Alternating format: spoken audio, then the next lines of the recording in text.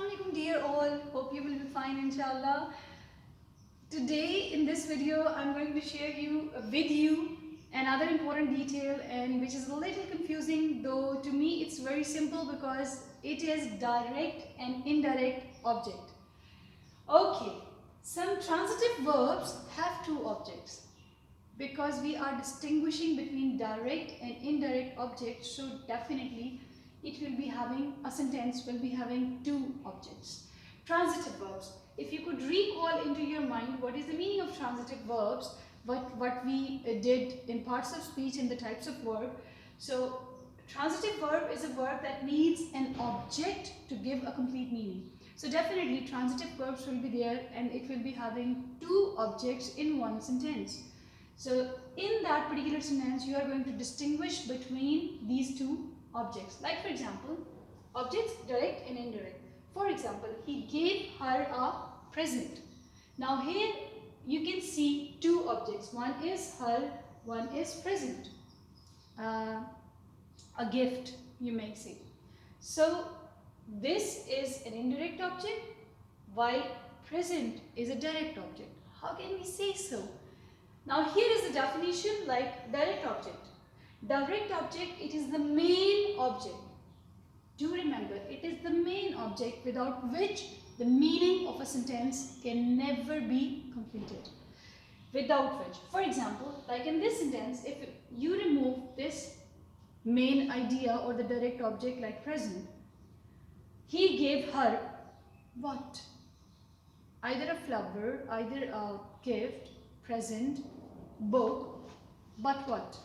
So the main object, if it is missing, the sentence cannot give a complete meaning. So that's why it is called a direct object.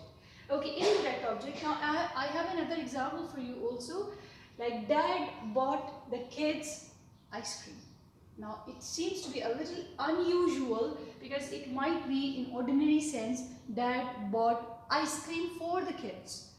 It is also a complete idea, a correct sentence, but in order to make a little bit confusing or to make you understand this usage, which is a little different, unique and not commonly used, but you must understand the difference between direct object and indirect object. Such sentences could also be given: dad bought the kids, comma, ice cream. But the main idea is ice cream, not the kids. Obviously, how can a dad bought the kids?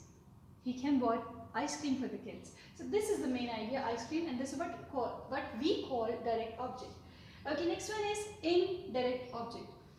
It's an indirect object, as the name shows, without which the meaning still can be conveyed. If you remove, for the sake of analysis, this particular idea, the sentence will still give you the meaning. For example, he gave a present. It's not important that he is giving present to her or him or me or you or anyone. But the important thing is that he is giving the present according to the structure, because this is the subject, this is the verb, and this is the object.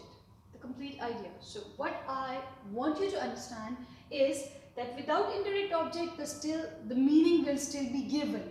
But without direct object, the meaning will not be conveyed. The full idea will not be conveyed. It will be an incomplete idea.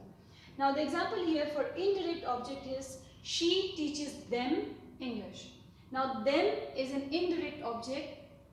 Them obviously students, but them here is used as an indirect idea. Another important thing is, apart from these things or these discussion, you could see that direct object is always a thing. Be it ice cream, present, football, English, boat, anything, but it will be a thing, a noun, you may say. But here, many a times, it is apart from this sentence, because exceptions are always there, especially if you talk about languages. Many a times it is basically a possessive form of pronoun, like her, like them, like him, etc. Means in the form of pronoun. Sometimes it's also a noun, as I told you, as it is given here. But it's very simple if you get the idea that direct object is the main object, indirect object is not the main object. This is it. Hope so you have understood it completely. Inshallah, I will see you with another video on some other grammatical items. Till then, take care of yourself. Allah Hafiz.